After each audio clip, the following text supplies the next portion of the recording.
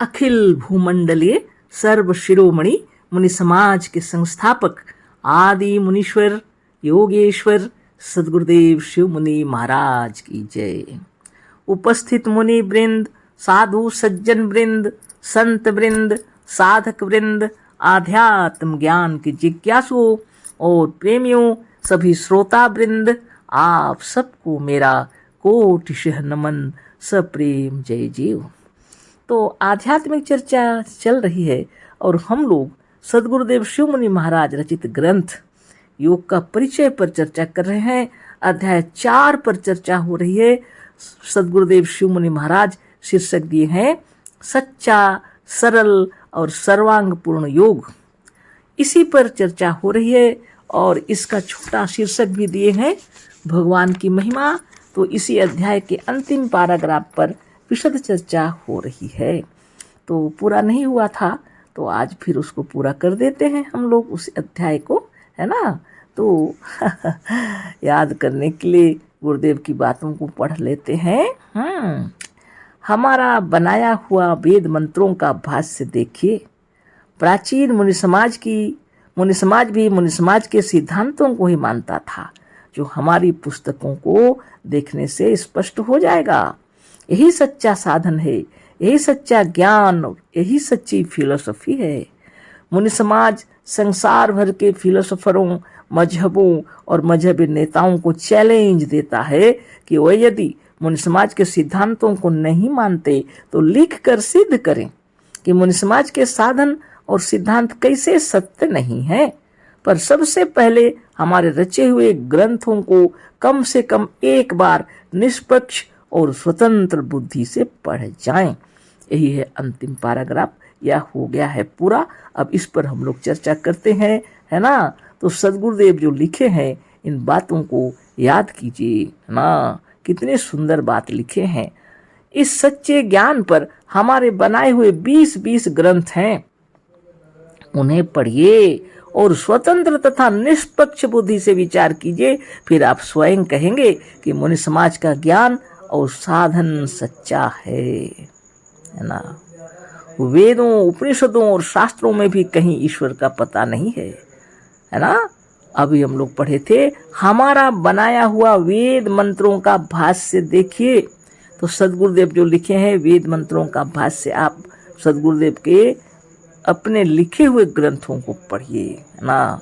पातंजलि योग दर्शन शास्त्र मुनीश्वर भाष्य के साथ देखिए। सूक्ष्म अथर्ववेद, सूक्ष्म यजुर्वेद सब मुनीश्वर भाष्य साथ देख लीजिए, है ना।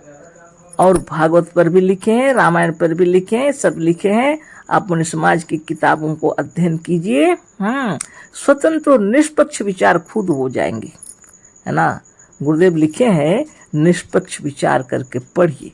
पढ़ते पढ़ते आपके विचार स्वतः निष्पक्ष हो जाएंगे, आप स्वतः स्वतंत्र हो जाएंगे। आपको ऐसा प्रतीत होगा कि इस ब्रह्मांड में आप जहाँ खड़े हैं चारों ओर से आनंद की वृष्टि हो रही है।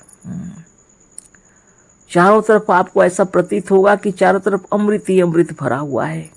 लेकिन अज्ञान से चारों ओर हम लोग को त्राही त्राही दिखलाई पड़ती है ना। इसको विचार कीजिए और अवश्य आपको मालूम हो जाएगा कि सकल सिद्धियां आपके अंदर हैं, है ना। और सकल शक्तियों के प्रदाता आप ही हैं, है ना।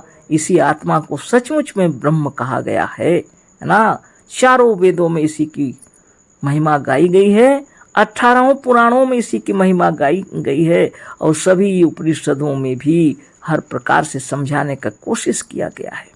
रामायण, महाभारत, गीता, भागवत, पुराण जितने भी हैं सब में इसी महिमा, इसी आत्मा की महिमा गाई गई है। लेकिन लोग समझ नहीं पाए, अज्ञानवश, है ना। दृष्टिकोण बदल गया है, इसलिए इस दृष्टिकोण को सही करना पड़ेगा। आप समझ जाएंगे कि प्राण से बढ़कर कोई शक्ति नहीं और इसी को पर ब्रह्म परमात्मा कहा गया है। यही ब्रह्म है। सकल सिद्धियां आपके भीतर से प्रवाहित हो रही हैं। सबके अंदर ब्रह्म छुपा हुआ है, सभी ब्रह्म ही हैं। छुपा क्या है? यही ब्रह्म ही है जो स्थूल रूप में जगत में प्रकट हो गया है। इसलिए इसको प्रकट होना कहते हैं, जन्म लेना नहीं कहते हैं, प्रकट होना कहते हैं। क्योंकि यह कभी स्थूल में प्रकट हो जाते हैं और कभी सूक्ष्म में विलीन हो जाते हैं। है ना। अद्भुत माया है ना। सारा विश्व ब्रह्मांड आपके भीतर सिमटा हुआ और आपके अंदर से प्रवाहित हुआ है ना। अखिल विश्व ब्रह्मांड के मालिक है आप। इसी बात को समझाने के लिए सद्गुरुदेव आए थे। और चक्र भेदन साधन को जब आप करेंगे तो हृदय आनंद विभोर हो जाएगा, है ना।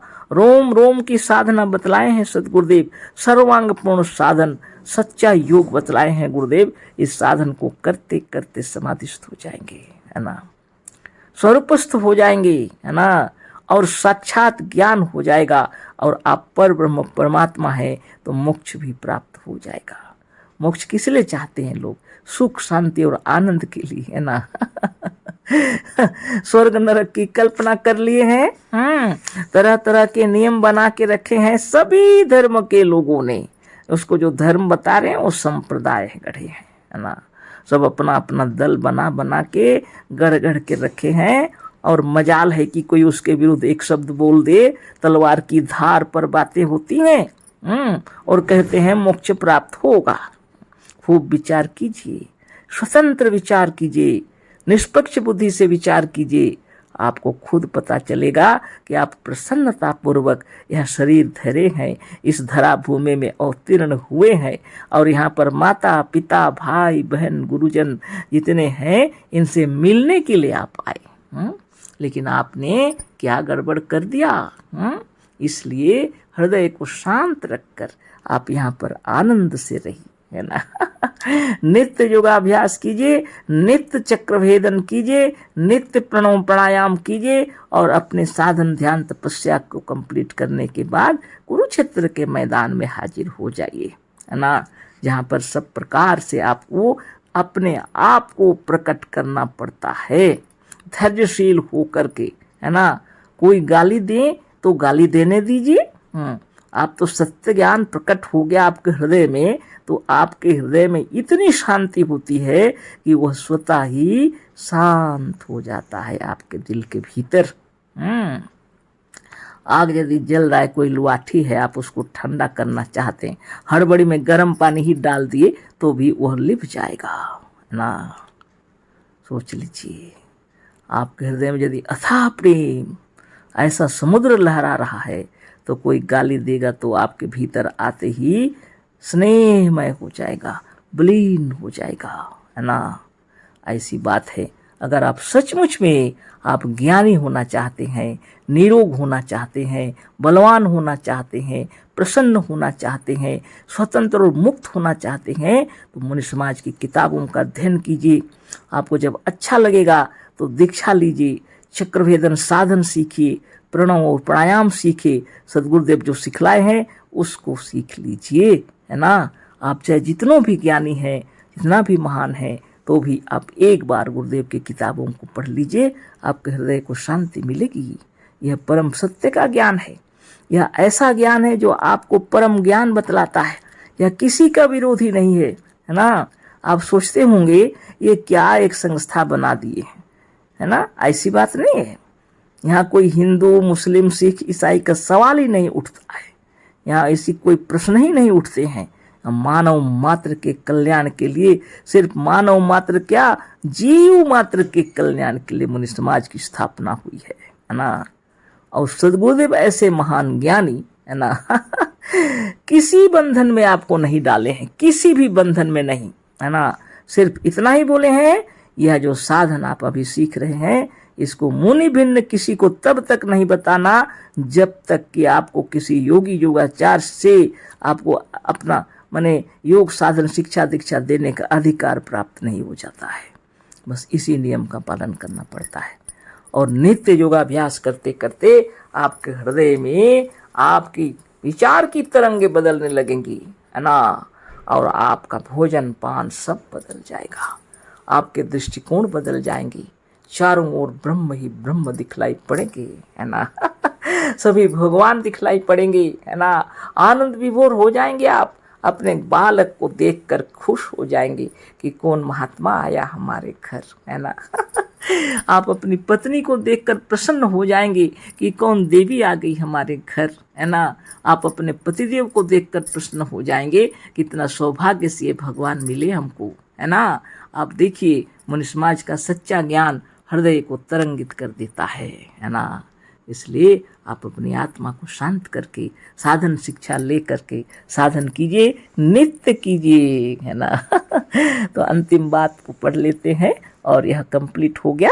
मुनि समाज संसार भर के फिलोसोफरों, मजहबों और मजहबी नेताओं को चैलेंज देता है कि वह यदि मुनि समाज के सिद्धांतों को नहीं मानते तो लिख कर सिद्ध करें कि मुनि समाज के साधन और सिद्धांत कैसे सत्य नहीं हैं। पर सबसे पहले हमारे रचे हुए ग्रंथों को कम से कम एक बार निष्पक्ष और स्वतंत्र बुद्धि से पढ़ जाएं, है ना। तो ये अंतिम पैराग्राफ पूरा हो गया। जो कोई भी अगर चाहते हैं इस सिद्धांत को देख लीजिए, अच्छा है कि बुरा, अपने विचार लिखिए, स्वतंत्र बुद्धि से पहले किताबों को पढ़ लीजिए, है ना। सदगुरुदेव शिव मुनि महाराज की जय। कल फिर आगे हम लोग दूसरे अध्याय पर चर्चा करेंगे, है ना। आज इतना ही, यह पूरा हो गया। आप सबको कोटि कोटि नमन, अशेष धन्यवाद। सब प्रेम, जय जीव।